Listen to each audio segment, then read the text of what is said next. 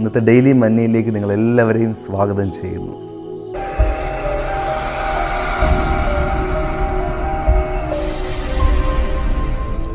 വിമർശനങ്ങൾ പലപ്പോഴും നമ്മെ തളർത്താറുണ്ട്.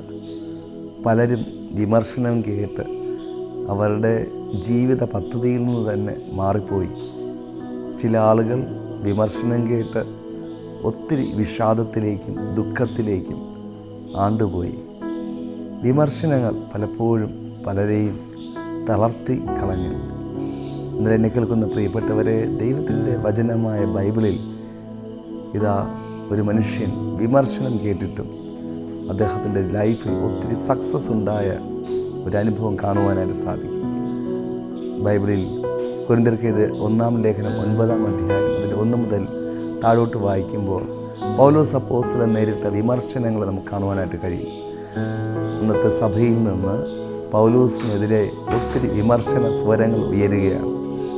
പൗലോസ് ഒരു അപ്പോസ്തലനല്ല എന്നും കർത്താവായ യേശുവിനെ കണ്ടിട്ടില്ല എന്നും അതുകൊണ്ട് പൗലോസിന് അപ്പോസ്തലത്വത്തിൻ്റെ അധികാരം ഇല്ല എന്നും ഇത്യാദിയുള്ള ഒത്തിരി വിമർശനങ്ങൾ പൗലോസ് ഏറ്റുവാങ്ങി.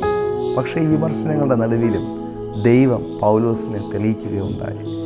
അത്ഭുതങ്ങളിലൂടെ, അടയാളങ്ങളിലൂടെ, പൗലോസിലൂടെ ദൈവസ്നേഹത്തിലേക്ക് അനേക ആളുകൾ വരികയും ഒത്തിരി സഭകൾ സ്ഥാപിക്കുകയും ചെയ്തതിലൂടെ പൗലോസ് യഥാർത്ഥത്തിൽ ഒരു അപ്പോസ്തലനാണ് എന്ന് തെളിയിക്കുന്ന ഒരു അനുഭവം നമുക്ക് കാണാൻ കഴിയും. എന്നെ കേൾക്കുന്ന പ്രിയ സഹോദരങ്ങൾ, നിങ്ങളുടെ ലൈഫിൽ ഒത്തിരി വിമർശനം കേട്ട് തളർന്നിരിക്കുന്നവരായിരിക്കാം നിങ്ങൾ. എന്നാൽ പൗലോസിനെ പോലെ കർത്താവ് യേശുവിനോട് ചേർന്നിരിക്കുന്നവരാണെങ്കിൽ നിശ്ചയമായും നിങ്ങളുടെ വിമർശനങ്ങളോട് നിങ്ങൾ തളർന്നു പോകാതെ ദൈവം നിങ്ങളെ തെളിയിക്കുവാൻ ഇടയായിത്തീരും. അതെ, ഈ ദിവസങ്ങളിൽ ദൈവം നിങ്ങളെ തെളിയിക്കുവാൻ വേണ്ടി പോവുകയാണ്. നിങ്ങൾ യഥാർത്ഥത്തിൽ ദൈവത്താൽ തിരഞ്ഞെടുക്കപ്പെട്ട വ്യക്തിയാണ് എന്നും നിങ്ങളുടെ ലൈഫിൽ ഒരു മുന്നേറ്റമുണ്ട് എന്നും ദൈവം നിങ്ങളെ തെളിയിക്കുവാൻ വേണ്ടി പോകുന്നു. അതെ പ്രിയപ്പെട്ടവരെ, തളർന്നു പോകാതെ, ക്ഷീണിച്ചു പോകാതെ ഈ ദിവസങ്ങളിൽ നിങ്ങളുടെ ഉള്ളിലെ ദൈവത്തിൻ്റെ മഹത്വം കത്തട്ടെ, അത് ശക്തമാകട്ടെ. നിശ്ചയമായിട്ട് ദൈവത്തിന് നിങ്ങളെക്കുറിച്ച് വലിയ പദ്ധതിയുണ്ട്.